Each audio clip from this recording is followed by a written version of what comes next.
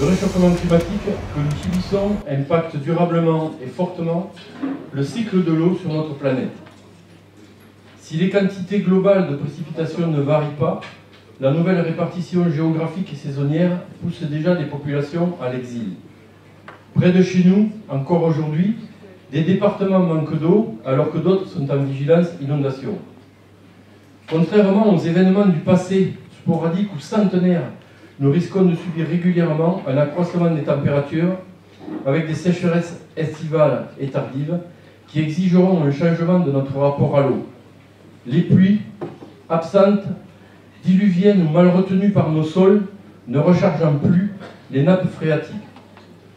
L'abondance est terminée. Quel changement se dessine au niveau mondial? Quelle gouvernance de l'eau? À qui appartient-elle? Qui, où, quand et comment sont prises les décisions locales ou internationales?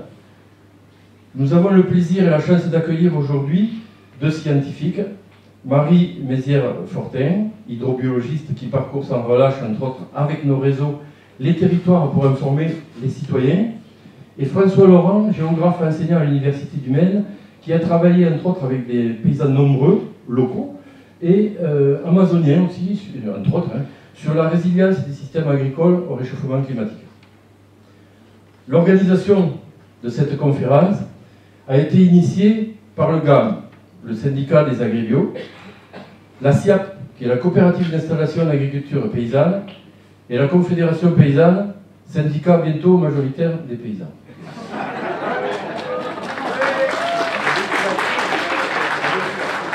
Nous remercions nos partenaires associés, Terre Solidaire, Soulèvement de la Terre, et particulièrement le réseau Biocoop pour son bon coup de pouce.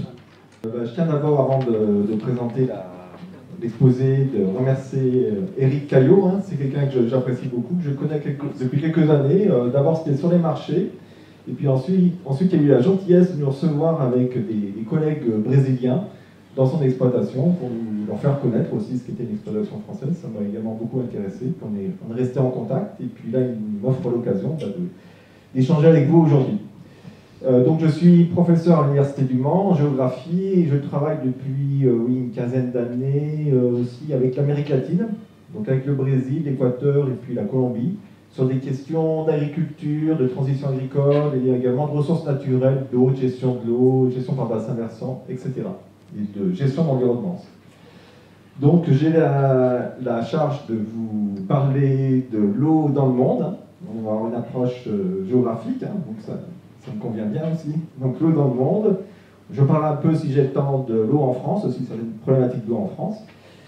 Et puis après, Mme Mézières-Fortin vous parlera plus de l'eau dans la région, dans la Sarthe aussi, donc ça permettra de faire ce zoom. Voilà. Bien. Donc cette présentation, n'hésitez pas, bien sûr, après à poser toutes vos questions, s'il y a des choses que vous ne comprenez pas, et puis aussi des réactions. Si vous n'êtes pas d'accord avec moi, ça sera très intéressant de faire un débat là-dessus.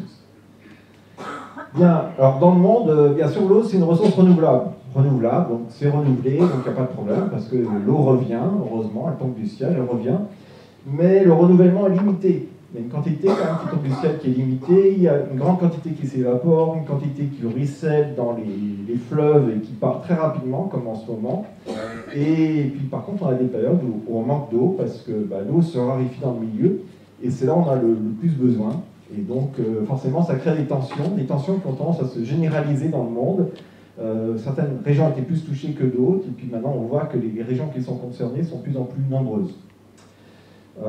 Alors, pourquoi? Parce que bien sûr, l'humanité en croissance exponentielle, donc forcément on a plus de besoins, on est plus nombreux à l'échelle mondiale, et vous voyez qu'on était 4 milliards voilà, dans mon enfance, maintenant on est 8 milliards, et on sera à 10 milliards en 2050. Donc l'humanité augmente en nombre, l'humanité aussi augmente en besoin, parce qu'heureusement, beaucoup de gens dans le monde élèvent leur niveau de vie, dans les pays émergents notamment, c'est classe moyenne qui se développe. Et donc, forcément, les demandes en eau augmentent, mais la ressource reste finie. Donc on a une augmentation des besoins, une augmentation des demandes, une augmentation des capacités technologiques à aller chercher de l'eau, Et face à cela, on a quand même la loi de la nature qui reste toujours présente et qui fait qu'il y aura de moins en moins de ressources disponibles pour chacun. Alors il y a aussi un phénomène qui est indirect mais qui est très important, c'est l'eau pour l'irrigation. Parce que plus on est nombreux, bien sûr plus on mange, et en plus ces classes moyennes se développent dans certains pays émergents comme la Chine, l'Inde, le Brésil, l'Argentine, le Mexique, etc., les grands pays, l'Iran, eh bien plus ces classes moyennes se développent, plus elles consomment de produits alimentaires, et forcément, cette demande en produits alimentaires fait appel à de l'eau à travers ces productions, puisque vous avez notamment 1/5 de la population mondiale qui vit dans des régions arides, où il pleut très peu, il fait chaud, il pleut très peu, et dans ces régions, l'irrigation est absolument nécessaire pour avoir des rendements satisfaisants. Pensez à l'Égypte, à la Mésopotamie, à l'Irak, Jordanie, enfin toutes ces régions, Israël ou autres, l'Iran, ces régions en plein boom démographique, et il y a donc des demandes importantes en produits agricoles qui doivent être irrigués. Or, l'irrigation, c'est les 2/3 d'eau prélevée dans le monde. Les 2/3 des prélèvements mondiaux servent à irriguer les champs. La fraction qu'on utilise pour l'eau potable, pour boire, pour faire la cuisine, c'est vraiment une minorité de cette eau dans le monde qui est puisée, et la plus grande partie est utilisée pour l'agriculture. L'agriculture, d'ailleurs, avec l'irrigation, qui produit 40% des aliments mondiaux. Une grande partie de l'alimentation mondiale, quand même, est liée à l'irrigation.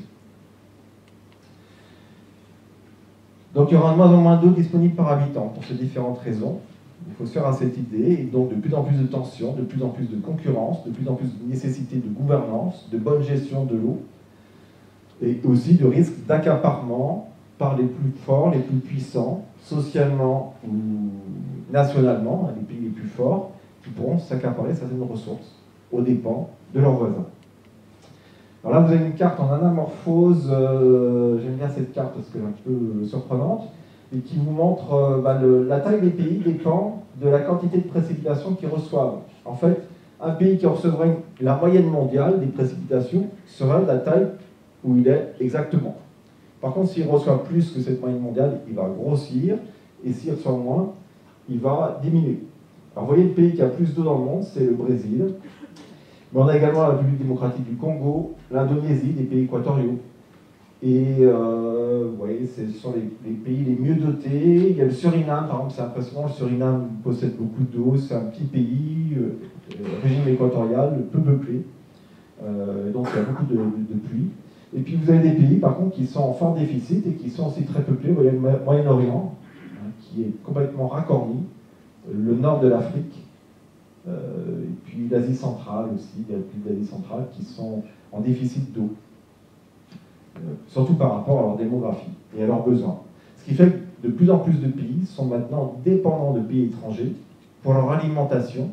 Alors ce n'est pas de l'eau qu'on transfère, mais c'est de l'eau virtuelle, j'en reviendrai après, pour leur alimentation, parce qu'ils ne peuvent plus se nourrir n'ayant pas les ressources en eau nécessaires pour produire. Vous voyez le cas de, par exemple, l'Arabie Saoudite, c'est bien connu, ou d'autres pays du Golfe qui achètent des terres en Afrique, parce que justement, ils n'ont pas les moyens, ils n'ont plus assez d'eau pour pouvoir irriguer leur culture, et donc ils doivent faire appel à ces productions dans d'autres pays. Une autre carte qui vous présente une autre variable, c'est les ressources en eau renouvelables par habitant. Là, c'était en 2010, mais des fois les données datent un peu. Et on a un peu toujours dans la même hiérarchie. Et vous avez en rouge et en orange les pays qui sont en stress hydrique, voire en pénurie d'eau absolue, c'est-à-dire qu'ils n'ont vraiment pas assez d'eau par rapport à la population. Et vous pouvez remarquer que ces pays sont en forte croissance démographique, malgré tout, donc voilà, leur situation va s'aggraver dans le futur. Vous voyez, l'Arabie Saoudite, 40 millions d'habitants, ils seront beaucoup plus dans quelques années, une forte natalité. C'est des pays qui sont très riches, ils ont du pétrole. Quand ils n'auront plus de pétrole, qu'est-ce qu'ils vont faire? Parce qu'ils auront besoin d'alimenter leur population en eau et en produits agricoles. Donc ils seront dépendants de l'étranger. D'autres pays, il y a toute une géopolitique derrière ça, d'autres pays sont prêts à leur fournir ces aliments, voire contrôlent aussi les fleuves qui alimentent une partie du Moyen-Orient, comme la Turquie. Mais ça a posé des problèmes forcément de géopolitique, de conflits, de déséquilibres régionaux, de tensions. Vous avez ici l'évolution des prélèvements en eau dans le monde. On part de 1900 jusqu'en 2010. Alors vous pouvez voir un peu l'augmentation des besoins. qui a été, durant un certain moment, exponentiel, donc qui se ralentit un peu, heureusement, mais qui est quand même très élevé. Vous voyez bien l'agriculture qui prend les 70%, c'est le bleu qui est en bas. Et puis après, une part qui est prise par l'industrie, les municipalités pour l'alimentation en eau potable, puis une petite partie pour les réservoirs. Alors là, c'est le cercle vicieux. C'est-à-dire on fait des réservoirs quand on n'a pas assez d'eau, donc des barrages, des grands barrages, où on stocke de l'eau pour pouvoir répondre aux 3 autres besoins, mais dans ces barrages, on évapore beaucoup d'eau, parce que finalement, on a une surface d'eau exposée au soleil, à la chaleur, donc qui évapore beaucoup d'eau.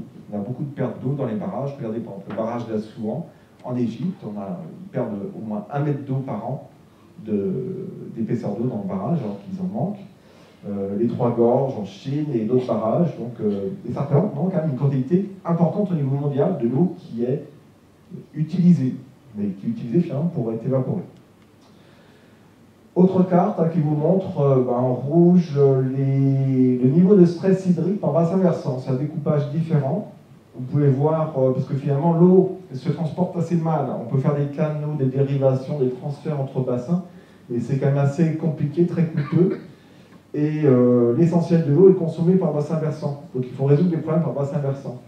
Et que faire quand on est sur un bassin où il y a beaucoup de population, il y a des besoins agricoles importants, et il y a peu d'eau? Regardez le Nil. Le bassin versant du Nil, c'est le cas.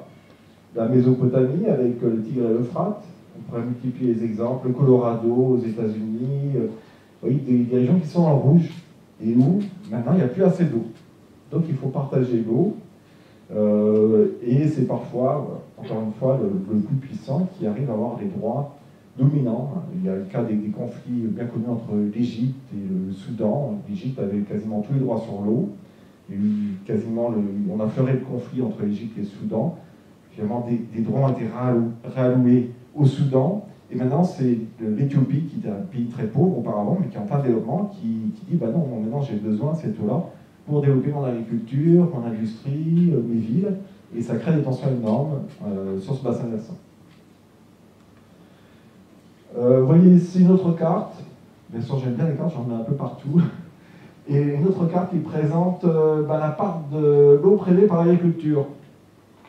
C'est une autre variable et qui vous montre le poids du secteur agricole, qui, je vous dis, est en moyenne élevé, 70% dans le monde, mais qui est très très élevé dans certains pays où il y a plus de 90% de l'eau qui est pompée dans les rivières ou dans les nappes, utilisée pour l'agriculture. Et vous pouvez voir que ce sont en général, bien sûr, des pays chauds, des pays semi-arides ou arides, et des pays également plutôt sous-développés, ce qu'on appelle le sud global, où donc des autres usages, l'industrie est peu développée, les systèmes d'adduction d'eau dans les villes sont peu développés. Et finalement, une grande partie est prise par l'agriculture, et une agriculture peu performante qui gaspille beaucoup d'eau. C'est le cas par exemple au Soudan, c'est le cas au Mali. Alors on a encore d'autres pays, comme l'Indonésie ou le Suriname et le Guyana, qui sont des pays où il y a beaucoup d'eau, mais il y a la culture du riz. Bon, ça, c'est un peu un cas à part. Alors, il y a également une eau qui est consommée, qui est utilisée pour produire des denrées agricoles, parce que c'est quand même aussi le sujet, c'est l'agriculture. Et pour produire des denrées agricoles, et en fait, ça, c'est cette eau virtuelle qui est nécessaire pour produire directement la production ou indirectement. Par exemple, parce que pour produire certains animaux, on a besoin de les alimenter soit avec l'herbe qui pousse bien sûr dans les exploitations, soit on fait venir de plus en plus dans les systèmes maintenant intensifs des aliments qui viennent de l'étranger et qui sont irrigués ou qui viennent de régions humides.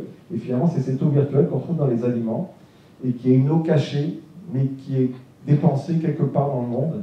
Par exemple, on prend l'exemple du soja en Europe qui nourrit beaucoup d'animaux, les porcs, les poulets, les bovins reçoivent mangent la plupart du soja, parce que ça les fait grossir plus vite et produire plus, faire plus d'œufs, etc., faire plus de lait. Et bien ce soja vient de régions où, bien sûr, il est cultivé, au Brésil, en Argentine, aux États-Unis principalement, et donc il consomme beaucoup d'eau. Alors la qualité de l'eau se dégrade. Alors il y a un autre problème, c'est que cette qualité de l'eau aussi se dégrade globalement dans les pays du Sud. Alors il faut quand même faut pas être catastrophiste, c'est-à-dire en Europe, notamment en France, la qualité de l'eau maintenant est relativement stabilisée. Elle s'est fortement dégradée dans les années 90, mais maintenant, on arrive à avoir une qualité qui s'est stabilisée, voire qui s'améliore sur certains bassins versants. Donc la situation n'empire pas. Et si on prend du recul, qu'on regarde au niveau mondial, ce n'est pas du tout le cas dans beaucoup de régions du monde, notamment parce qu'on a des mégalopoles dans le sud qui vont croître de manière démesurée. Vous voyez, Bombay va atteindre 42 millions d'habitants en 2050, c'est gigantesque. Kinshasa, 35 millions. On est actuellement à 10 millions. À Kinshasa, c'est déjà une ville gigantesque, ingérable, plein de problèmes de pollution et autres. Il y aura 35 millions d'habitants en 2050, dans peu de temps. Et voilà, ça pose des problèmes parce que forcément, ces populations pauvres, il n'y a pas d'assainissement. Très peu ont accès à des systèmes même de fosses septiques, sans parler de systèmes plus évolués. Et puis vivent au milieu de leurs déchets et donc des maladies qui sont transmises. Ça, c'est à Belém, une ville d'Amazonie brésilienne. Il y a ces facteurs, il y a les facteurs urbains et les facteurs agricoles, parce que bien sûr l'agriculture intensive, ce qu'on appelle l'agro-business, avec l'usage massif d'intrants de différents ordres, se développe dans le monde, parce qu'il faut nourrir la planète, donc il y a de plus en plus d'échanges marchands de produits agricoles, et ça se traduit dans des régions par une très forte pollution par l'agriculture. Je vous montrerai au Brésil, des fois aussi des pollutions qu'on ne mesure pas ou mal, et donc du coup on ne voit pas vraiment le problème, mais c'est vraiment très dangereux pour les populations qui vivent. La Chine, par exemple, est complètement intoxiquée par les nitrates et les phosphores, parce que la Chine a besoin de se nourrir, elle n'arrive même pas à se nourrir, mais ils mettent énormément d'engrais dans les champs et de pesticides pour aider à avoir les rendements maximaux. Et vous voyez ici la carte du monde des bassins versants, enfin des zones qui sont polluées ou un risque de pollution élevé. Bien sûr, il y a des incertitudes sur ce type de carte, mais vous voyez un peu quand même qu'il y a beaucoup de zones qui sont en rouge pour arriver à produire. On a en bleu finalement les grandes forêts naturelles, on a peu de population, mais qui vont peut-être pas le rester longtemps, puisque c'est aussi des zones de forte pression agricole et de fort développement aussi d'urbanisation. Alors, je veux vous parler un peu du Brésil. Donc, c'est un petit travail. Je vois qu'il y a 2 étudiants en plus brésiliens dans la salle qui sont venus, qui font un doctorat justement sur les questions d'agriculture, de transition agricole aussi, et puis d'érosion des sols aussi dans le sud du Brésil.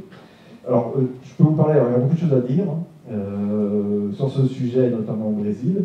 Il y a notamment le cas de la forêt amazonienne. Vous avez sans doute entendu parler de ce problème. C'est-à-dire que la forêt amazonienne, c'est vraiment fantastique, c'est-à-dire en fait elle reçoit beaucoup de pluie, elle est sous l'équateur, elle reçoit beaucoup de pluie qui viennent de l'Atlantique, mais les molécules d'eau sont recyclées plusieurs fois, c'est-à-dire l'eau vient de l'Atlantique, elle tombe sur la forêt évapore des quantités phénoménales d'eau qui refont des nuages, qui vont repleuvoir un peu plus loin dans la forêt, et ainsi de suite. En fait, la même molécule d'eau arrose plusieurs fois la végétation et permet ce développement fantastique de la forêt amazonienne qui est une des plus grandes, enfin la plus grande biodiversité de la planète. Et là aussi, il y a une zone de stockage aussi de carbone très important.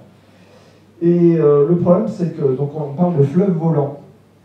Et on se rend compte, par exemple, que les pluies, ça a été mesuré, les pluies qui tombent au sud du Brésil, dans les régions, là, vraiment les grands pôles de production, comme vers São Paulo, Mato Grosso, centre-ouest et sud du Brésil, là où le Brésil est vraiment le plus performant au niveau agricole, et bien ces régions doivent leur pluie en partie à la forêt amazonienne, à ce qui s'évapore.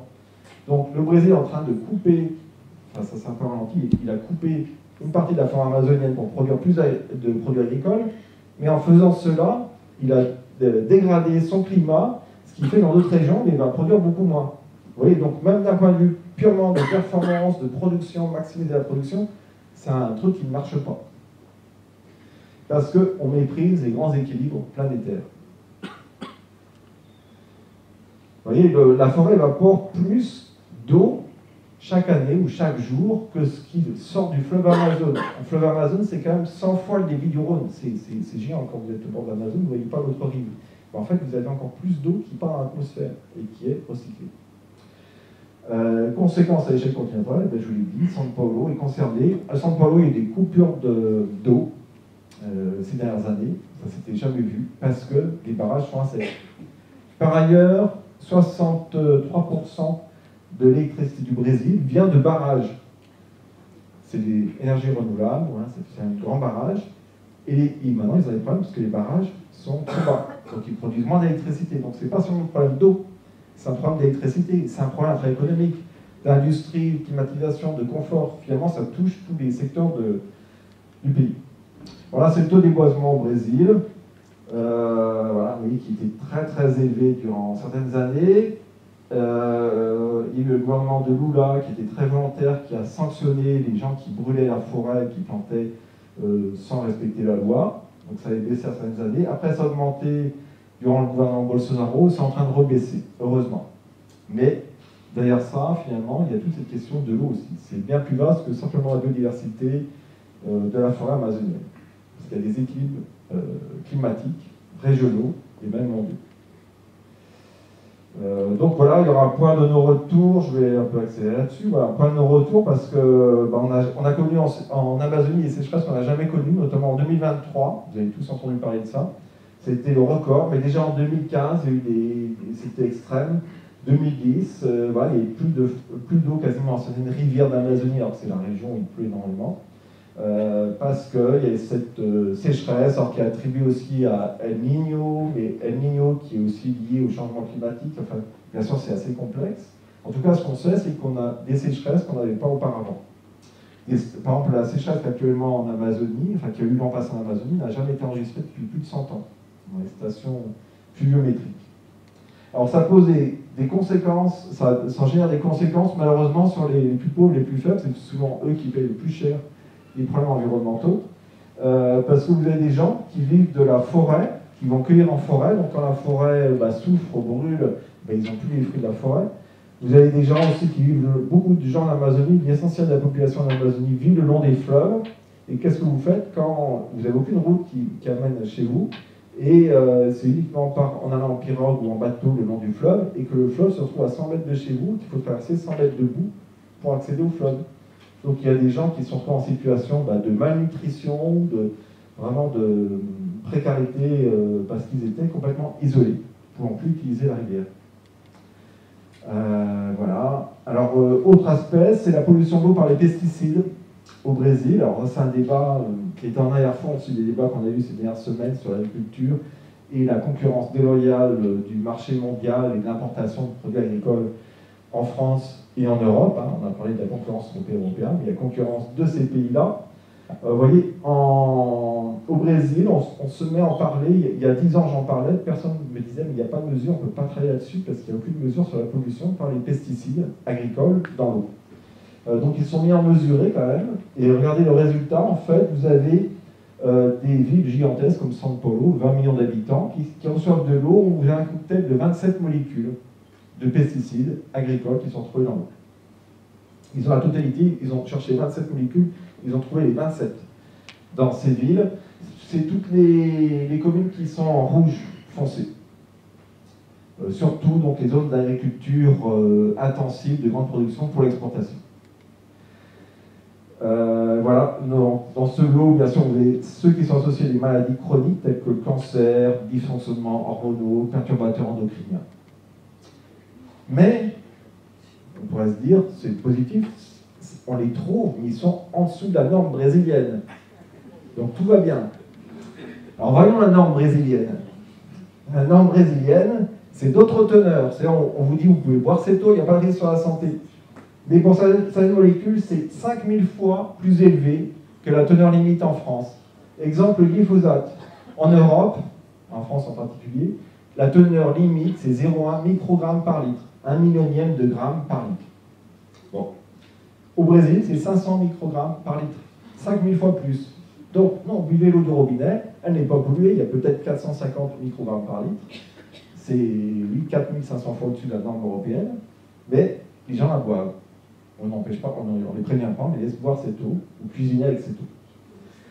Et vous voyez, le Brésil consomme 22% du glyphosate mondial, ce qui fait qu'il intéresse beaucoup les grands groupes de l'agrochimie. En plus, ils ne prennent pas en compte la combinaison de pesticides, enfin, il y aurait beaucoup de choses à dire voilà, sur le lobby des marchands de pesticides.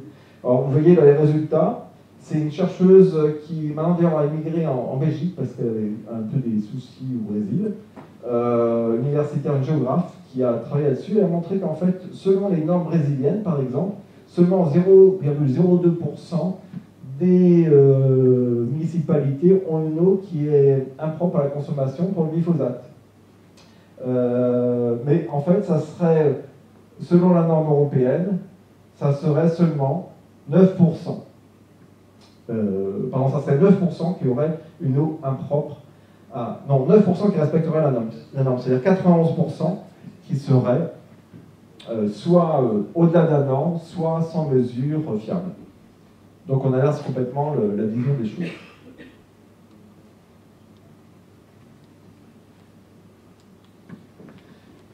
Bien, alors quand le thermomètre donne de mauvais résultats, le meilleur moyen c'est aussi de ne pas utiliser le thermomètre ou de le casser. Et là vous voyez en rouge des États où on a 0 mesure de pesticides. Donc c'est plus simple. Et puis des États en rose où on a moins de 10% de mesure de pesticides. Donc en fait il y a toute une partie du Brésil où les gens ne savent pas l'eau qu'ils consomment, si elle est impropre à la consommation, totalement hyper toxique, ou si elle est très saine. En fait ils n'en savent rien. Donc ça évite ces problèmes. Notamment dans des États où on a beaucoup de développement agricole, du soja, du maïs, Mato Grosso, c'est une des régions les plus productives au monde. En soja, ça devient un peu le grenier, pas à blé du monde, mais de maïs et de soja du monde. Et vous voyez, en fait, il y a quand même 30% seulement de municipalités où on fait des mesures. Les 2/3, on ne fait pas de mesures. Il y a un exemple voilà, de l'atrazine. L'atrazine, c'est une molécule qui est interdite en France et en Europe depuis plus de 20 ans, qui est hautement toxique, c'était prouvé, là sans aucune discussion, et donc c'est interdit heureusement en Europe. Là-bas c'est utilisé. Et c'est utilisé, ça contamine l'eau potable. L'agrobusiness avec Syngenta qui distribue ce produit. Syngenta c'est une entreprise suisse qui distribue ce produit, et donc qui fait pression pour qu'il ne soit pas interdit. Et même l'Agence nationale de veille sanitaire brésilienne dit qu'en fait ce produit ne pose pas de problème pour la santé humaine, seulement pour les milieux naturels, donc ils ne s'en chargent pas. Donc on continue à utiliser ce produit qui est hautement toxique. Ça fait quand même 148 morts par an au Brésil, et ça fait quand même plus de 3000 intoxiqués, mais directement, ça c'est des gens qui respirent directement, qui sont à côté de la cuve et qui vont mourir, mais ce n'est pas toutes les personnes qui sont contaminées. Voilà, je ne vais pas pouvoir parler de ça, malheureusement. Sur la France, parce que j'approche de la fin. Ouais, encore 5-10 minutes si tu veux. 5 minutes. Ah bon. Pas plus. Bon. Je vous en parler alors. Non. D'accord. Bon, bah, merci. C'est voté. C'est voté. Ok. Bon, le changement climatique.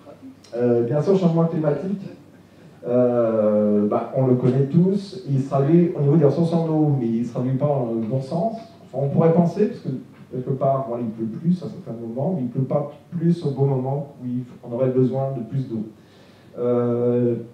Et puis, il y a la question des températures, bien sûr, vous le savez tous, la température augmente sur Terre, et on aura de moins en moins de ressources en eau. Alors là, vous avez l'évolution relative, c'est pas en absolu, mais en gros, c'est les pays en rouge, c'est les pays qui auront moins d'eau qu'ils n'en avaient auparavant. Mais quand on regarde les chiffres, c'est de moins 40 à moins 30%, moins 20% d'eau. Et regardez les pays qui auront beaucoup moins d'eau, c'est l'Europe du Sud, l'Espagne, et ils ont bien souffert cette année, hein, donc ils vont très atteints, ils le sont encore, ils ont un hiver très sec. L'Italie, la Grèce, et puis l'Afrique du Nord, le Moyen-Orient, des pays déjà qui sont en crise de l'eau, pleine croissance démographique et qui auront beaucoup moins d'eau dans le futur, moins 20 à moins 40%, donc ça va être une catastrophe. Et puis d'autres pays du monde aussi qui sont également concernés. Voilà. Mais par contre, il y a des pays qui voient leur quantité augmenter. En France, quelques mots sur la France. Donc le changement climatique menace, on a beaucoup parlé l'été dernier. On a l'impression que maintenant tout va mieux parce qu'il n'y en a plus, les nappes sont rechargées, ok.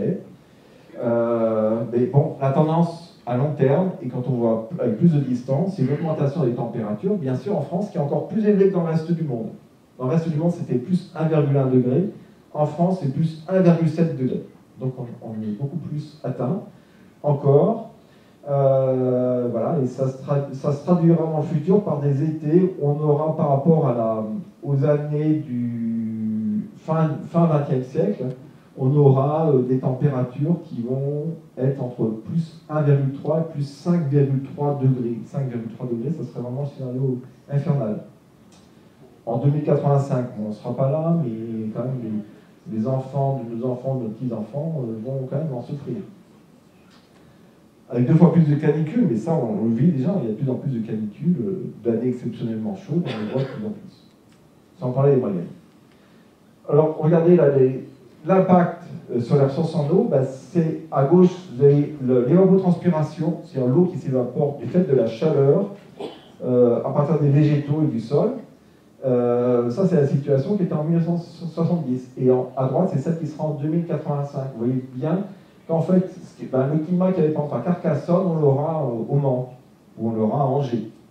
Donc on aura ce type de climat, ce type de paysage qu'on a actuellement dans le sud de la France. Et le sud de la France, ça sera très très chaud, ça sera des climats un peu qu'on a dans le sud de l'Espagne ou le nord de l'Afrique. Si on regarde le cumul des pluies, alors ça c'était seulement ce qui est provoqué par la chaleur et l'évapotranspiration.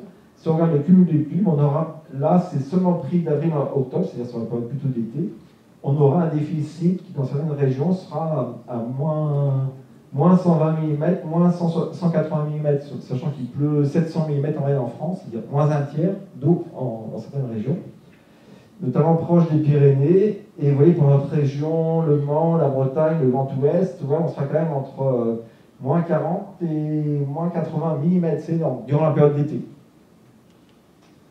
Alors ça va avoir des conséquences sur l'agriculture, ça va réduire la production agricole mondiale,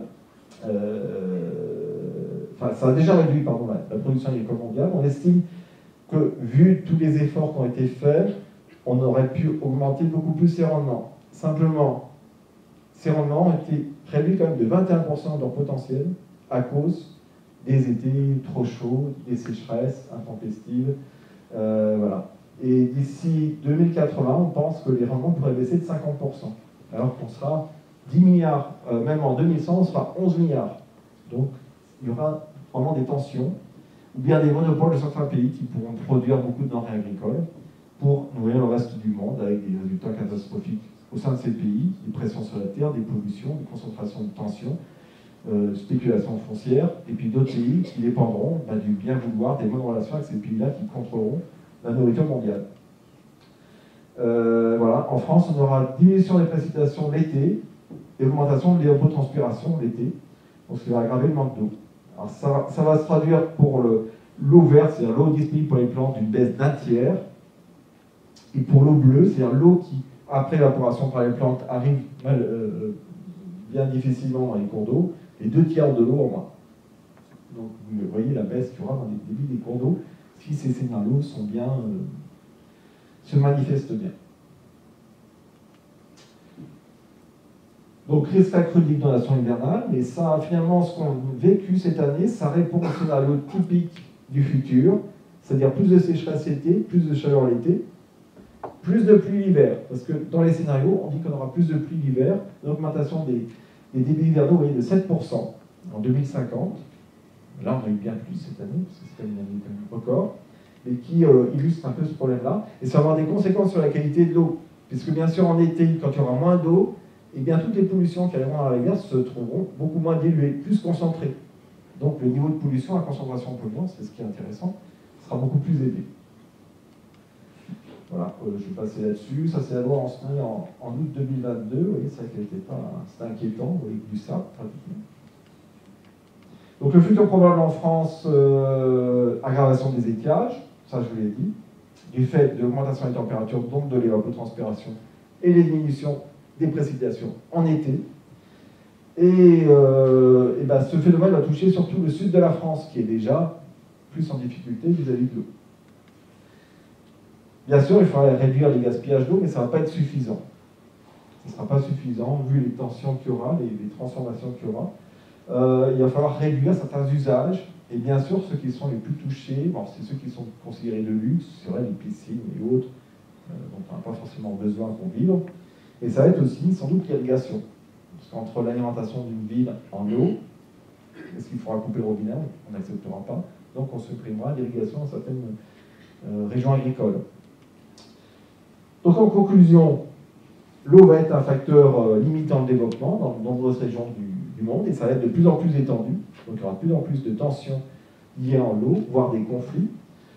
Des choix qui devront être faits, mais qui seront des choix douloureux, parce qu'il faut partager un gâteau qui va diminuer en taille, alors qu'on va augmenter le nombre de convives.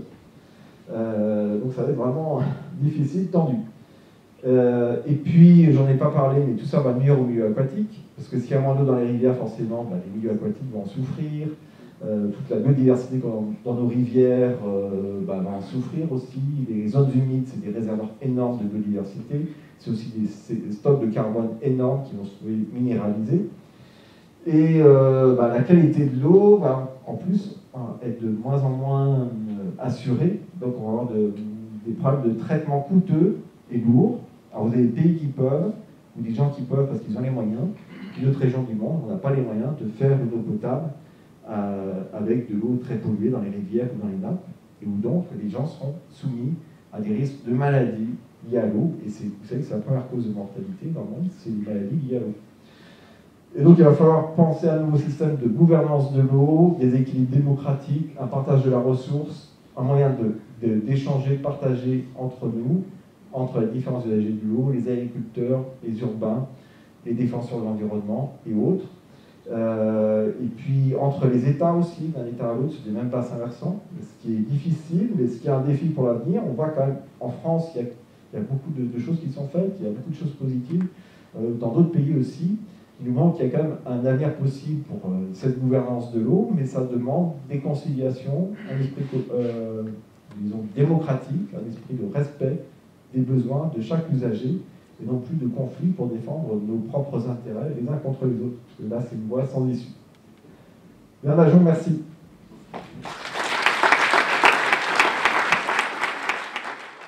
Deux tiers d'irrigation, 40% de production alimentaire liée à l'irrigation, c'est pas rien quand même. Réduction à terme de 50% des rendements, on est mal. Géopolitique avec des risques aggravés, avérés, sur la course à l'appropriation de l'eau. Il y a des risques sur les plus forts qui l'emportent. Il y a cette histoire d'eau virtuelle qu'on voit régulièrement, le soja qui est exporté, peut-être aussi nos maïs, ou ce qu'on cultive ici qui est exporté. Pourquoi faire? Pourquoi? Est-ce qu'il ne faut pas relocaliser? Enfin, je ne sais pas. On a bien vu des incidences des activités humaines, notamment avec cette forêt amazonienne terrible qui émettra plus de gaz à effet de serre et qu'elle n'en séquestrera. Enfin, je sais pas, c'est terrible, quoi. Et puis il y a la pollution extérieure, ça on n'y pense pas, c'est vrai, mais les eaux usées dans les pays en voie de développement, c'est terrible. Et puis nous, dans nos pays un peu confortables, on s'amuse à en rajouter avec des pesticides. C'est compliqué, quoi. Vous voyez bien, on a tous manifesté, là, les agriculteurs, il y a une concurrence déloyale des produits, vous avez bien pigé le truc. Hein. Il n'y a pas de raison qu'on nous impose des produits qui viennent d'ailleurs, qui contiennent des merdes pareilles. C'est pas pour ça que nous, on doit continuer d'admettre. Mais quand même... Voilà, donc nous, la Confédération paysanne, on refuse les accords de libre-échange tels qu'ils sont. Merci beaucoup, parce que ça va me permettre de faire une belle transition vers la suite. D'abord, je vais me présenter. Donc, je suis Marie Fortin, je suis hydrobiologiste, c'est-à-dire que je suis biologiste et je m'intéresse plus particulièrement à la qualité de l'eau des rivières et des lacs en m'intéressant à la biologie qui vit dans les rivières et les lacs. Et puis j'ai plein de casquettes, parce que je suis aussi prof, alors pas du tout à l'université, j'ai pas ce niveau-là, mais je suis prof en lycée, donc moi j'aime bien faire de la pédagogie, vulgariser des données scientifiques. Et puis comme j'ai tendance à pas supporter m'ennuyer, je suis aussi très impliquée dans le réseau France Nature Environnement, qui me permet de siéger au comité de bassin Loire-Bretagne, donc je vais vous parler de ce qu'est un comité de bassin, c'est le Parlement de l'eau, et au Conseil économique, social et environnemental de la région Pays de la Loire, c'est-à-dire l'assemblée jumelle du Conseil régional. Bref, aujourd'hui je vous parle avec ma casquette d'hydrobiologiste, de consultante et de formatrice, et puis on va aller un petit peu plus loin dans cette question de cycle de l'eau et voir ce qui se passe à notre échelle à nous. Mais avant ça, moi je vais vous faire un petit point sur le langage de l'eau. Pourquoi? Parce que on entend tout et n'importe quoi, et souvent on n'a pas les bons termes. Alors, on l'a vu il y a quelques minutes, je reviens en arrière sans le voir, pardon. François Laurent a parlé de ce qu'était un bassin versant, mais tout le monde ne maîtrise peut-être pas cette notion de bassin versant. Il faut imaginer que sur un territoire où on se trouve, on est sur un bassin versant, c'est-à-dire une zone qui est géographiquement délimitée par des lignes de crête, si on veut faire quelque chose d'à peu près simplifié. Et quand une goutte d'eau tombe du ciel, elle va ruisseler ou passer sous la terre, mais à un moment ou à un autre, elle va rejoindre le cours d'eau. Ici, on va parler de la Sarthe, par exemple. Mais la Sarthe, elle est elle-même sur le bassin versant de la rivière Maine, et qui elle-même est sur le bassin versant de la rivière Loire. Et en gros, si vous tirez votre chasse d'eau au Mans, tout finit à Saint-Nazaire à un moment ou à un autre. Ça, c'est le principe du bassin versant. Et en France, on a donc une multitude de bassins versants. Moi, j'aime beaucoup cette photo. Je trouve que ça fait... On peut mettre ça dans sa chambre ou dans ses toilettes, comme ça on peut y penser tout le temps. Et on a, en bleu foncé, ici, le bassin versant de la Loire. Et on voit bien comme ça ressemble à des racines d'un arbre. Comment c'est tentaculaire sur un territoire. Et ça nous montre à quel point, finalement, déjà, il faut s'organiser à l'échelle d'un territoire pour pouvoir gérer un cours d'eau. Ça, c'est plutôt joli. C'est plus pour la beauté du truc. Et un bassin versant, c'est un sous-bassin versant d'un plus gros bassin versant, et ainsi de suite. On a ici le bassin versant de la Sarthe, vous voyez, qui arrive quasiment au niveau de la ville d'Angers. Et puis moi, j'habite sur le bassin versant de Loudon, parce que je ne vous ai pas dit, mais je vis dans le Maine-et-Loire. Donc ça, c'est intéressant à garder en tête. Pourquoi? Parce que, je vais en parler un petit peu après, si on veut gérer de l'eau, et si moi je veux gérer la qualité de l'eau de la Sarthe, je ne peux pas m'arrêter aux limites départementale ou aux limites de la commune. Il faut bien que je m'intéresse à ce qui se passe à Alençon. Alors eux, ils se disent, bon, je m'en fiche un peu ce qui se passe au Mans, mais nous, en fait, l'eau qu'on récupère, c'est celle qu'on va récupérer de ce qui s'est passé à Alençon et de l'aménagement du territoire d'Alençon. Donc il est important de réfléchir, non plus en commune, en département ou en région, mais bien en bassin versant. Et c'est là que c'est intéressant de travailler avec les géographes, parce que c'est quand même les seules instances, les instances de l'eau, où on est sur des limites géographiques et non pas sur des limites administratives. Bon, hop, je passe un peu ça aussi parce que vous avez une idée des volumes d'eau qui existent à l'échelle mondiale. Moi j'aime bien cette carte-là parce que ça c'est le cycle de l'eau tel qu'on l'apprend. C'est encore enseigné comme ça la plupart du temps à l'école primaire, et puis c'est comme ça que les gens s'imaginent le cycle de l'eau. On a le soleil avec les UV, avec toute son énergie qui permet à l'eau de s'évaporer, d'être sous forme de petits nuages qui se promènent bien, qui arrivent au niveau d'une montagne, hop, changement de pression, il pleut, ça tombe sur les territoires, ça va dans les rivières, dans les nappes, et ça retourne à la mer. Et on en arrive systématiquement à toute cette eau qui pleut et qui part et qui est perdue à la mer. Et il est magnifique, hein, ce bassin versant-là, il n'y a pas de maison, il n'y a pas d'agriculture, il n'y a personne, il n'y a pas d'industrie. Donc, face à cette situation qui était largement relayée, qui était dans l'imaginaire commun, on a des scientifiques très pointus qui ont retravaillé là-dessus pour sortir la vraie carte. Donc ça, c'est ce qu'on apprend, et ça, c'est la réalité. Volontairement, j'ai pris cette carte-là parce que, de prime abord, elle est impossible à comprendre. En fait, si on la regarde de plus près, elle est beaucoup plus claire que ce qu'on imagine. Mais déjà, on voit bien que il faut travailler à l'échelle de plusieurs bassins versants, et ça, François Laurent l'a extrêmement bien dit. Finalement, de l'eau peut être produite dans un cycle, dans un bassin versant, et être favorable à la pluviométrie du bassin versant d'à côté. Toute l'eau que nous avons, alors en Sarthe c'est un peu moins vrai, mais en Pologne ça va être le cas, ne vient pas forcément de l'océan Atlantique. La pluviométrie est largement dépendante de l'évapotranspiration du bassin versant d'à côté. Ensuite, il était ultra important de remettre l'homme dans ce bassin versant et l'impact qu'il a sur les prélèvements, sur les consommations, sur les changements de compartiment. Donc ça, c'est important aussi. La nappe phréatique, ça n'existe pas.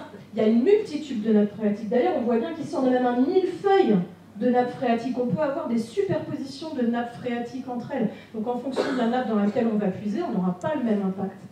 Et puis, on a des fleuves, on a une multitude de fleuves, et on a beaucoup d'évapotranspiration, beaucoup plus que ce qu'on a imaginé. Non seulement parce qu'on a du boisement, mais aussi parce que l'agriculture elle-même génère de l'évapotranspiration. Toutes les plantes chlorophylliennes sont capables d'utiliser l'eau des sols pour ensuite, grâce à la photosynthèse, renvoyer cette eau-là dans l'air. Alors, si on vulgarise un petit peu cette précédente carte, et c'est pour moi qui l'ai fait, c'est libre à eux, elle a beaucoup plus de compétences que moi à ce sujet-là, on peut remarquer que déjà, oui, il continue de pleuvoir beaucoup sur la planète, mais la plus grosse partie des pluies, elles tombent directement dans l'océan. C'est normal, il y a quand même beaucoup de surface d'océan. Et les pluies, les précipitations continentales, qui sont celles qui nous intéressent, nous, sachant que je vous rappelle que nous, on ne boit pas d'eau salée, donc ce qui nous intéresse aussi, c'est pas tant l'eau qui va se trouver dans la mer, que l'eau qui va se trouver à l'état liquide, parce que bon, l'eau gazeuse, voilà, et qui soit douce. Donc nos précipitations continentales, elles vont rejoindre les rivières, elles vont rejoindre les nappes phréatiques. Vous voyez déjà que ce qui rejoint la nappe phréatique par rapport à ce qui tombe, c'est moins de 10%. La recharge des nappes, c'est quand même pas grand-chose dans le cycle de l'eau. Et surtout, elle va s'évapotranspirer, cette eau-là. En très grande majorité, l'eau des précipitations continentales provient elle-même de l'eau évapotranspirée et non pas des flux d'eau depuis l'océan. Ça, c'est pour bien comprendre à quel point l'aménagement du territoire, et je vais en reparler, a un impact même sur la météorologie et sur le climat par la force des choses. Donc c'est à ce moment-là qu'on parle d'eau verte et d'eau bleue. L'eau verte, c'est l'eau qui peut être contenue dans les sols, c'est de l'eau que nous, en tant qu'humains, on n'est pas du tout capable d'utiliser parce qu'on n'a pas de racines, on n'a pas de microbiote autour de nous. Donc c'est l'eau, en revanche, qui est largement utilisable par les plantes et c'est l'eau que seuls les agriculteurs peuvent vraiment valoriser, eux, dans leur... dans leur mode de travail. Je continue. Hop. On a parlé de prélèvement et de consommation. Alors oui, effectivement, on nous a dit beaucoup ces 2 dernières années, oui, mais le nucléaire prélève énormément d'eau. Alors les chiffres ont été mis à jour, justement, face à ces données-là. Qu'est-ce qui était vrai? Qu'est-ce qui prélève de l'eau? Qu'est-ce qui consomme de l'eau? C'est quoi la différence? Alors le prélèvement, c'est le fait de prendre de l'eau dans un milieu, mais potentiellement, ce que je prélève, je ne vais pas l'utiliser. Donc, si on regarde ces chiffres mis à jour, ici on a le refroidissement des centrales électriques. Alors là, on n'est pas sur l'hydroélectricité, typiquement on va être sur le nucléaire. Ça va prélever 51% des 32,8 milliards de mètres cubes d'eau prélevés en France. Ce sont les chiffres français les plus récents, en 2019. Et les usages agricoles, ce n'est que 9%.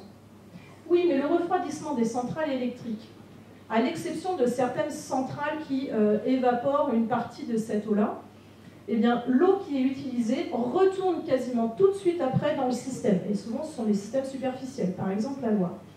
Donc, ce qui va nous intéresser, ce n'est pas tant le prélèvement que la consommation, ce que l'on va prendre au milieu et qui sera enlevé du milieu. C'est-à-dire que le milieu sera privé de ce volume-là. Et là, les chiffres ne sont plus du tout les mêmes. Vous voyez que autant le refroidissement des centrales électriques nucléaires, c'est aux alentours de 12% d'eau qui ne retourne pas dans le milieu, qui est réellement consommée, c'est-à-dire que c'est cette eau, elle est toujours dans le cycle, mais elle est dans le cycle à l'état gazeux. Celui-là, moi, il ne m'intéresse pas vraiment en tant qu'humain. En revanche, on voit la part importante des usages agricoles. 58% de l'eau qui est prélevée, elle est consommée par les usages agricoles. C'est de l'eau qui ne retourne pas à l'état liquide dans les rivières, c'est de l'eau qui manque à ce compartiment-là, aux poissons, en l'occurrence, par exemple. Donc ces 2 termes-là, ils sont vraiment importants à distinguer. Je vais parler aussi du temps de résidence. Qu'est-ce que c'est le temps de résidence? C'est le temps qu'une petite goutte d'eau va passer dans son système. Dans l'atmosphère, c'est à peu près invariable. C'est entre 8 et 10 jours. Dans les océans et les mers, c'est 4000 ans. Ah oui, c'est un formidable lieu de stockage, l'océan. Mais encore une fois, c'est de l'eau salée. Ce n'est pas forcément celle qui nous intéresse le plus. Et je coupe tout de suite à la question, désaliniser l'eau, c'est possible, ça coûte extrêmement cher, le bilan carbone est insupportable, c'est pas très logique quand on sait qu'on a de l'eau liquide, douce à proximité. Dans les rivières, mais les rivières ne sont pas des lieux de stockage de l'eau, même si on a fait des barrages à certains moments. Une rivière, c'est un cours d'eau, le nom l'indique bien, l'eau elle reste assez peu de temps et la durée pendant laquelle elle va rester dans ce milieu-là dépend tout à fait de la longueur de la rivière. Dans les zones humides, plusieurs années. Dans les organismes, comme moi, une semaine, ça dépend un petit peu de la quantité de thé que vous buvez le matin. Et dans les sols, ça c'est ce qu'on a souvent négligé et qui aujourd'hui est remis à l'ordre du jour, notamment en agronomie, c'est que ça va de 2 semaines à 1 an. Dans les aquifères c'est les nappes phréatiques en fait. L'aquifère c'est finalement le bocal qui contient et la nappe phréatique c'est l'eau qui est à l'intérieur. Donc ça dépend totalement du type de nappe phréatique, du type d'aquifère. Certains vont stocker de l'eau pendant très longtemps, ce qu'on appelle les aquifères fossiles. Alors ils les stockent pendant très longtemps, mais si on enlève l'eau, elle ne va pas revenir avant un paquet de temps non plus. Mais parfois c'est seulement quelques jours. Là encore, attention, toutes les nappes phréatiques ne sont pas des zones de stockage de l'eau pendant 6 mois, pendant 1 an. Ça, c'est pas vrai. Donc il faut étudier au cas par cas. C'est ce qu'il faut retenir ici, c'est qu'il n'y a pas de généralité quand on parle de système et quand on parle de milieu aquatique. Et ce qui m'intéresse, c'est que dans les lacs naturels ou artificiels, c'est pareil, les lacs naturels en Sarthe, ça n'existe quasiment pas. Un lac naturel, c'est un lac de glacier. La nature, elle ne fait pas vraiment de lacs sinon. Elle fait des zones humides, elle fait des tourbières. Quelques jours à quelques semaines. Donc on retiendra les zones humides plusieurs années, les sols 2 semaines à 1 an. Et puis oui, la glace, j'en parle même pas parce qu'aujourd'hui on n'en refabrique pas vraiment de la glace. Hein. C'est plutôt un lieu de déstockage qu'un lieu de stockage.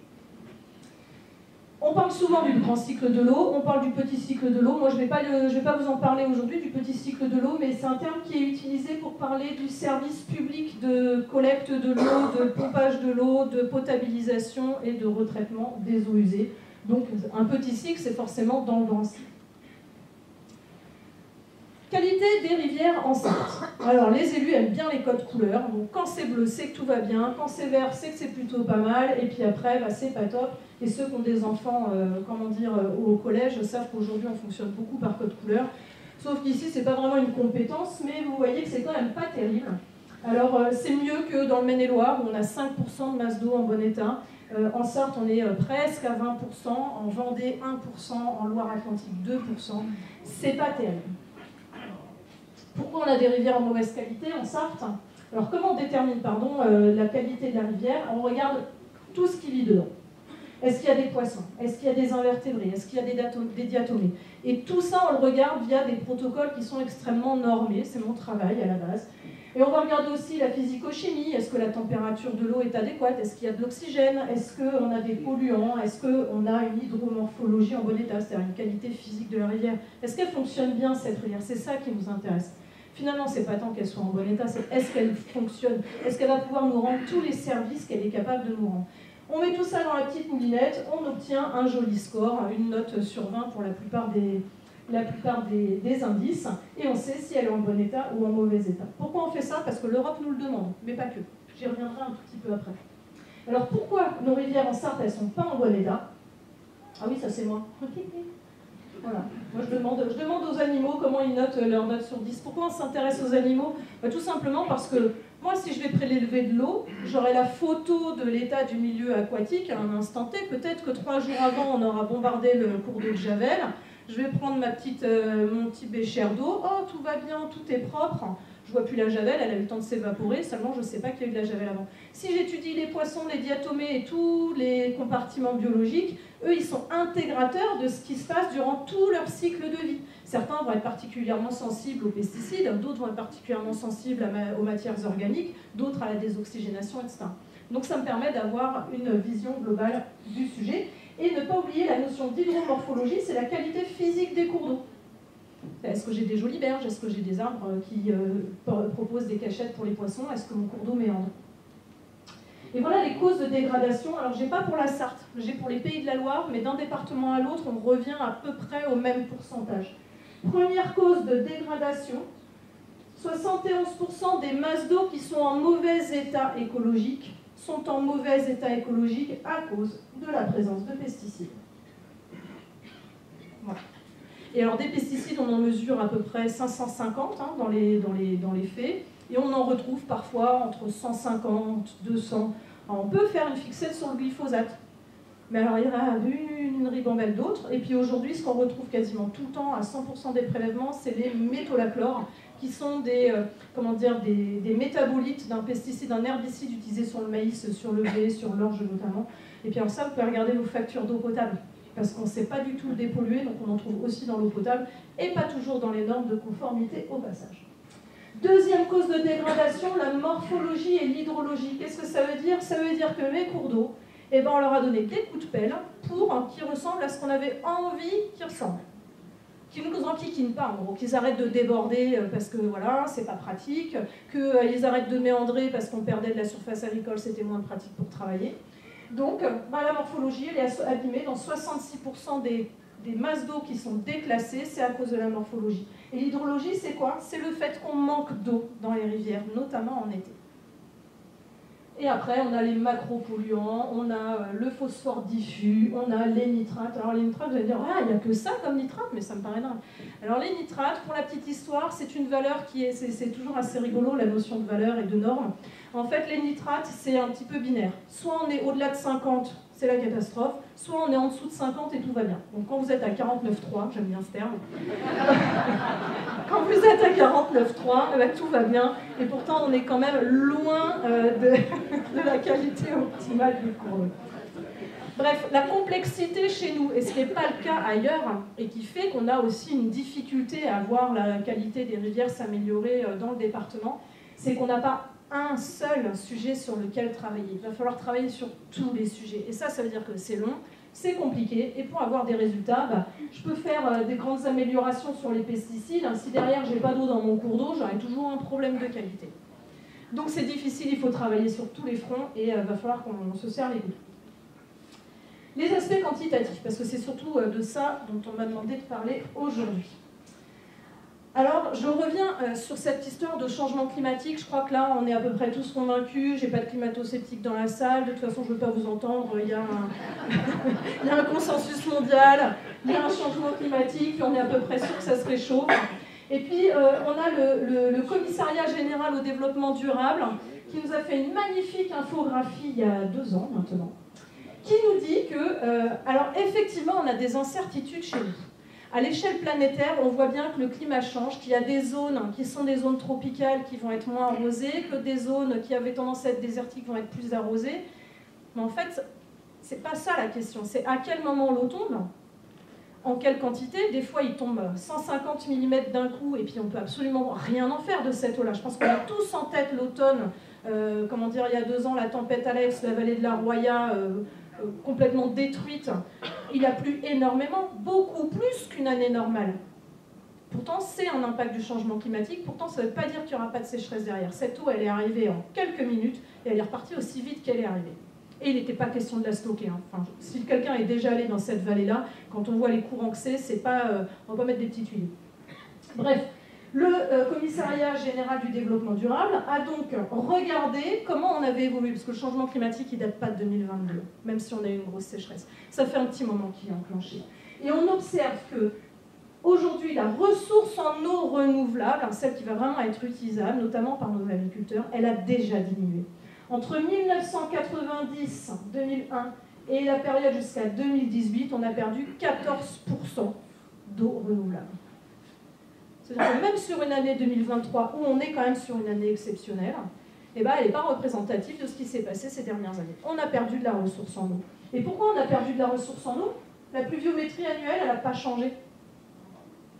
Mais qu'est-ce qui se passe? Eh ben, en été, quand on a des sécheresses extrêmement fortes, avec notamment des canicules et l'effet sèche-cheveux, on a une évaporation qui est extrêmement forte, couplée aussi à nos besoins qui augmentent drastiquement. C'est ce qu'on appelle l'effet ciseau. Moins il y a d'eau, plus on en consomme. L'effet ciseau. Et la température qui augmente, et ça c'est pas de doute, elle augmente aussi en France, ça a largement été dit. Le fait que la température augmente sur tous nos territoires fait qu'on a de l'évapotranspiration qui augmente aussi. C'est-à-dire quoi? C'est-à-dire qu'en hiver, nos plantes, elles avaient tendance à être vraiment en dormance. Aujourd'hui, elles se réveillent beaucoup plus tôt. D'ailleurs, on voit tous les bourgeons. Moi, chez moi, moi j'ai un cognacier qui est déjà quasiment en fleurs. C'est complètement dingue. Et ça veut dire que quand on a une plante qui est quasiment en fleurs, qui fait des feuilles, etc., elle est déjà en train de pomper. Donc, on a une augmentation de la consommation de l'eau verte à toutes les saisons. En automne, en hiver, au printemps et en été, quasiment pas, parce qu'en été, c'est déjà là qu'il y a le plus de consommation d'eau par les plantes. Mais sur toutes les autres saisons, on a eu une augmentation de l'évapotranspiration par les plantes. Donc une modification du cycle de l'eau, une accélération du cycle de l'eau. On pompe plus dans le sol pour remettre ça dans l'atmosphère. Et ça, c'est l'état actuel. On n'est pas en train de projeter quoi que ce soit. On a perdu de la ressource en eau. Donc on devrait déjà être en train d'économiser de l'eau. L'accélération du cycle de l'eau, on le connaît en lien avec le changement climatique, mais moi je vais vous parler de ce qui s'est passé avant qu'on observe le changement climatique. Je vous ai parlé des temps de résidence dans les différents compartiments, en disant le sol il stocke, le cours d'eau il stocke pas beaucoup. Et on a tout fait pour accélérer le cycle de l'eau. Bien évidemment, quand on l'a fait, on n'était pas dans les « on va accélérer le cycle de l'eau ». Quoique.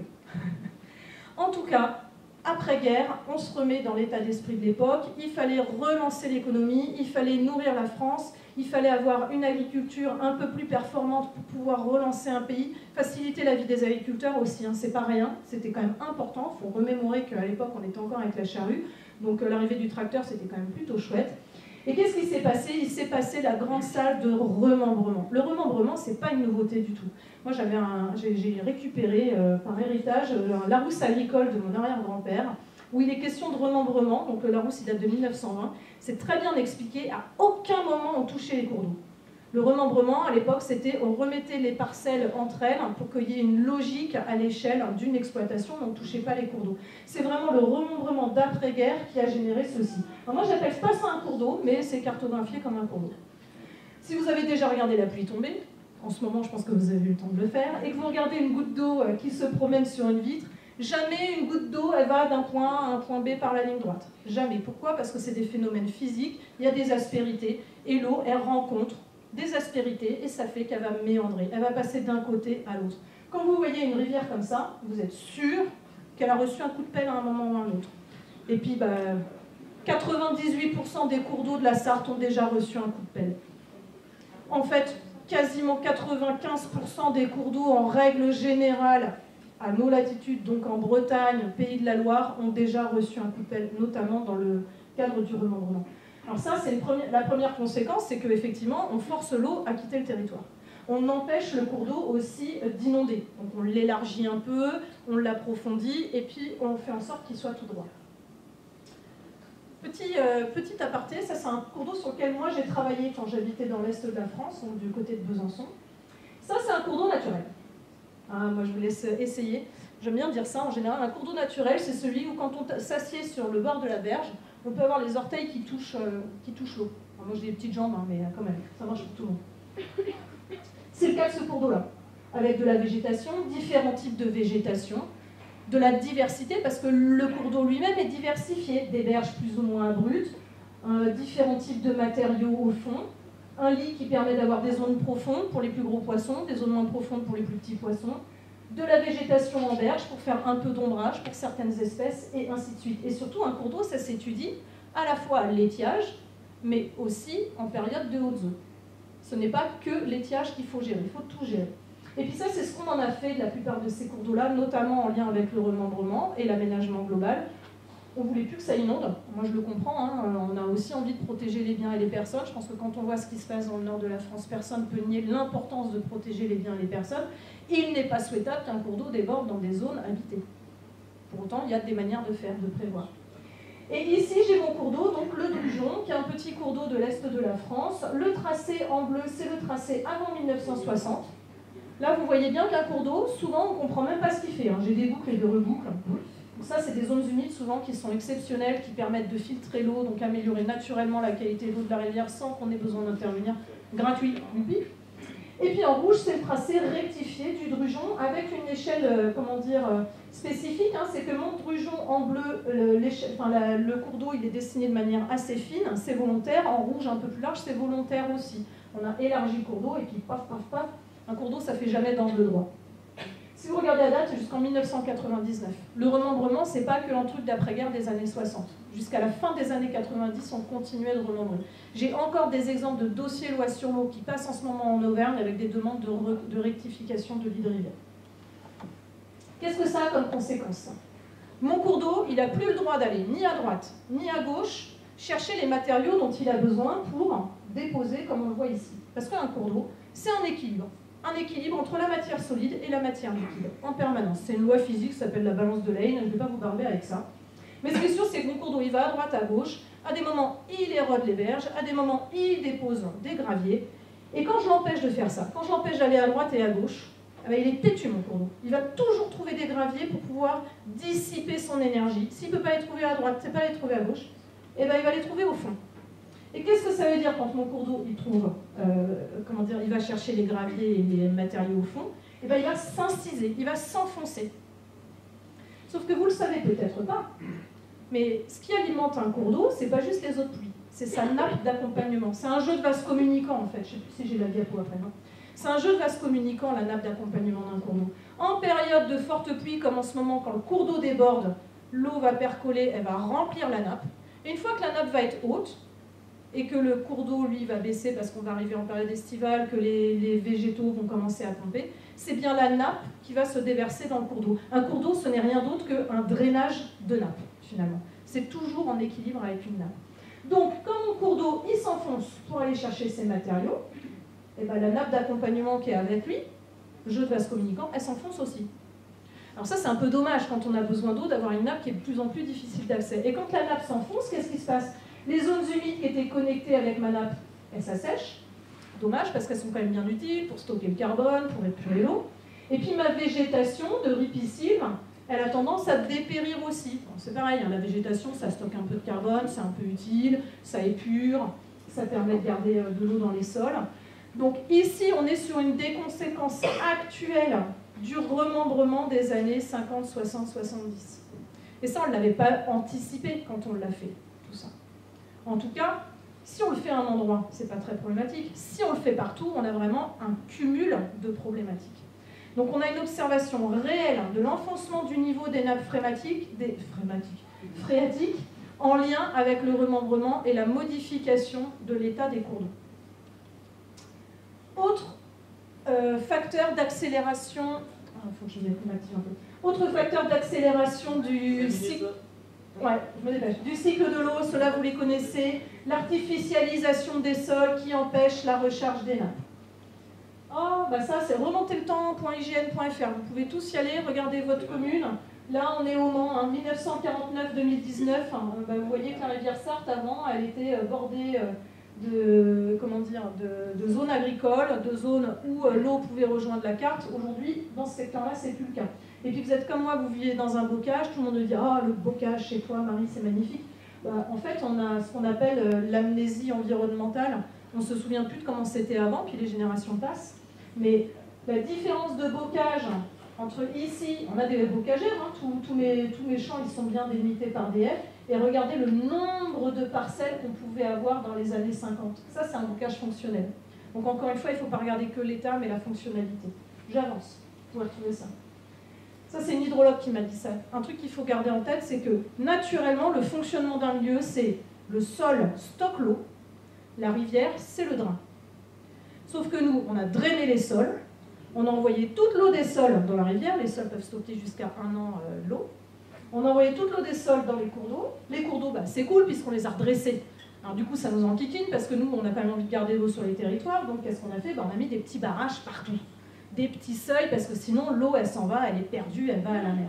Autant dire qu'on a modifié totalement le système. Là où les sols stockés et le cours d'eau drainé, on demande au sol d'être drainé et au cours d'eau de stocker. Eh ben, 20 ans après, ça ne fonctionne pas. Et puis, bien évidemment, on a détruit les zones humides à gogo. Ça, je pense que vous êtes tous au courant. Résultat, sur des sécheresses comme 2022, où effectivement, il a fait particulièrement chaud, on sait que à l'hiver, donc en décembre, une fois que les cours d'eau auraient dû reprendre des débits acceptables, en Sarthe, on avait une quantité non négligeable de petits cours d'eau qui étaient encore à sec. Et pourquoi ces cours d'eau étaient à sec? Parce qu'on a accéléré le cycle de l'eau à l'échelle du territoire. Autre donnée intéressante, pourquoi les cours d'eau sont à sec?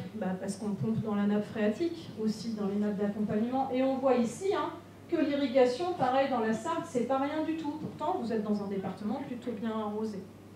Alors c'est assez étonnant ces données d'irrigation, parce que je vais quand même rappeler un chiffre, c'est qu'en France, seulement 7,5% de la surface agricole utile sont irriguées. Donc aujourd'hui, tous les yeux sont portés vers les agriculteurs irrigants, alors qu'ils sont vraiment une minorité. Alors, une fois qu'on sait tout ça, comment on s'organise? Première chose, on s'organise à l'échelle des bassins versants, pas à l'échelle des communes. Pourquoi? Parce que je vous l'ai dit tout à l'heure, pour avoir une solidarité et une fonctionnalité à l'échelle d'un cours d'eau, on ne s'arrête pas aux limites. Et en France, on a mis en place en 64 les comités de bassin, donc là vous avez les échelles. Nous, on est sur Loire-Bretagne, c'est là que je siège. Et ça, ce sont des parlements d'eau. Ça se passe comment? L'Europe dit, magnifique Europe, elle a dit, à partir de maintenant, il y en a marre, vous améliorez la qualité de vos rivières et de vos lacs, et puis vous avez une obligation de résultat, et en plus, vous n'avez plus le droit de les dégrader. C'est pour ça qu'effectivement, aujourd'hui, on observe une réelle amélioration, ou en tout cas non-dégradation de nos cours d'eau. C'est aussi parce qu'on a des obligations européennes. Alors, on peut ne pas aimer les normes, mais quand il n'y a pas de normes, en fait, on ne travaille pas, on ne fait pas d'efforts la plupart du temps. Ensuite, ces lois européennes, elles sont transposées à l'échelle française via l'Assemblée nationale, même si parfois c'est un peu le bazar. On a quand même une super loi sur l'eau qui date de 2006, et qui dit que l'eau est un bien commun, et qui hiérarchise aussi les usages. Ça veut dire que quand on a un arrêté sécheresse, on doit toujours pouvoir prélever de l'eau pour des raisons sanitaires et énergétiques. Bien évidemment, on ne va pas couper les hôpitaux de l'eau, et puis nous, on a toujours le droit de boire. Ensuite, on a l'obligation de laisser de l'eau dans les milieux aquatiques. Et seulement après, on va commencer à regarder les usages et à restreindre certains usages ou permettre certains usages. Bon, alors là, les préfets, ils ont quand même la possibilité de faire des petites dérogations à certains moments, mais il y a quand même des choses qui sont inscrites dans la loi. Et après, on va planifier tout ça, l'amélioration de la qualité de l'eau, à l'échelle du Grand Bassin Loire-Bretagne. Et puis, on va faire des choses plus concrètes sur les territoires comme en Sarthe. Le bassin Loire-Bretagne, c'est un parlement de l'eau. Comme nous disait le confrère, c'est un endroit où tout le monde va siéger. C'est l'objectif pour éviter les conflits de l'eau. Il va y avoir les politiques, il va y avoir les services de l'État, il va y avoir les usagers économiques, les agriculteurs, les conchiliculteurs, les hydrauliciens, EDF, les industries. Il va y avoir les usagers dits non économiques. Je ne supporte pas ce terme parce que moi, j'ai pas l'impression d'être la négation de quelque chose, mais en tout cas, moi, j'y siège. Pour les usagers non économiques, ce sont les associations agréées pour la protection de l'environnement, ce sont les pêcheurs, ce sont les kayakistes, ce sont les consommateurs, UFC Que Choisir, etc. Et tout ce petit monde-là, avec quand même une part non négligeable d'élus, hein. Alors les élus, c'est sénateurs, députés, élus locaux, maires de communes, maires de départements, conseillers départementaux, etc. Tout le monde se réunit dans un hémicycle et via des commissions va mettre en place des documents avec des objectifs, notamment des objectifs d'adaptation au changement climatique. Je passe sur la suite, c'est un peu long. Comité de bassin à l'échelle Loire-Bretagne, mais en Sarthe, comment ça se passe? Eh bien, en Sarthe, on va travailler à l'échelle des rivières de la Sarthe. Donc on va avoir l'équivalent du Parlement de l'eau pour l'Huisne, pour la Sarthe-Aval, pour la Sarthe-Amont, avec, alors là c'est un petit peu moins clair parce que le préfet il peut avoir son mot à dire, mais on va avoir 50% d'élus locaux, 25% d'usagers, usagers dits économiques, les agriculteurs, etc., et non économiques, ceux qui protègent l'environnement, les pêcheurs, et un collège de l'État. Et encore une fois, toutes ces personnes, elles se mettent autour de la table dans ce qu'on appelle une commission locale de l'eau pour organiser l'amélioration de la qualité des rivières et faire des documents qui soient relativement contraignants. Et je vais faire un petit zoom quand même aujourd'hui, donc il me faut 1 minute et demie de plus. Pourquoi? Parce que dans la presse, on a beaucoup entendu parler des études HMUC. Alors, on adore les sigles pour que personne n'y comprenne rien. Mais une fois qu'on explique, finalement, c'est pas si compliqué que ça. Donc ça, c'est les commissions locales de l'eau dans la Sarthe. Hop, je vais passer, tac, tac, tac. Les études HMUC. Alors, quel est l'objectif? Suite au Varenne agricole 2019, il a été réalisé qu'on avait des problèmes d'eau et que les agriculteurs, ils en auraient toujours besoin. Il n'y a pas d'agriculture sans eau, on est à peu près tous d'accord là-dessus. Mais que les agriculteurs et l'agriculture n'étaient pas la seule à avoir besoin d'eau. La population a besoin d'eau, les industries en ont besoin, et surtout les milieux aquatiques en ont besoin. Et qu'est-ce qui se passe? On a le changement climatique qui vient nous enquiquiner là-dessus. Donc l'objectif, c'était de faire un projet de territoire. Et pour pouvoir faire un projet de territoire et répartir l'eau à qui en a besoin tout en préservant les équilibres, il fallait connaître la ressource. Pour connaître la ressource, on a les fameuses études HMUC, vous allez vous savoir, c'est simple. H, c'est l'hydrologie. On veut connaître la quantité d'eau disponible. Qu'est-ce qu'il y a dans les nappes? Qu'est-ce qu'il y a dans les rivières? Qu'est-ce qu'il y a dans les plans d'eau? M, les milieux. De quoi les milieux ont besoin? Une rivière, elle a besoin de quelle quantité pour permettre son fonctionnement, pour que les petits poissons ils soient contents? U, les usages. Qui a besoin d'eau? Et C, et là, ça c'est la nouveauté, climat. Ben oui, une fois qu'on connaît tout ça, c'est bien beau, mais on sait très bien que le changement climatique va changer la donne. Donc on a besoin de mettre en place des scénarios pour pouvoir voir comment ça va évoluer et s'assurer qu'on aura une viabilité de mes usages, de mes milieux, etc. avec le changement climatique. Donc ce sont ces études-là aujourd'hui qui sont menées sur tous les territoires des Pays de la Loire. On en est au début la plupart du temps. Ce sont des études purement scientifiques qui ont pour objectif déjà d'avoir une acquisition de connaissances. Mais pour autant, avant même qu'il y ait les études HMUC qui soient mises en place, le comité de bassin Loire-Bretagne, dans son document, a dit quoi qu'il arrive, le changement climatique, il est déjà en place. Je vous l'ai dit, hein, on a perdu 14% de la ressource. Donc quoi qu'il arrive, études HMUC ou pas, on va tous diminuer nos consommations de l'ordre de 10%. Voilà. Je ne fais pas de jugement de valeur, mais je voulais juste que vous ayez ces données-là en tête, parce qu'en ce moment, dans la presse, je lis à peu près tout n'importe quoi. Donc ici, ce sont les études HMUC qui sont en cours à l'échelle des Pays de la Loire. Ça vous permettra de savoir. Et pourquoi on met tout ça en place? Pourquoi l'Europe nous dit d'améliorer la qualité de l'eau des rivières? Alors l'Europe, elle est contente. Hein. Un IBGN, c'est un indice basé sur les insectes, donc 18, c'est 18 sur 20. L'Europe est contente. Si j'ai un bon IBGN, ça veut dire que ma rivière, elle est en bonne santé. Et puis, en contrepartie, mon élu, lui, il est censé être content parce que si la rivière est en bonne santé, les gens seront contents et vont le réélire. C'est à peu près comme ça que ça se passe. J'en ai fini, je vous laisse à vos questions.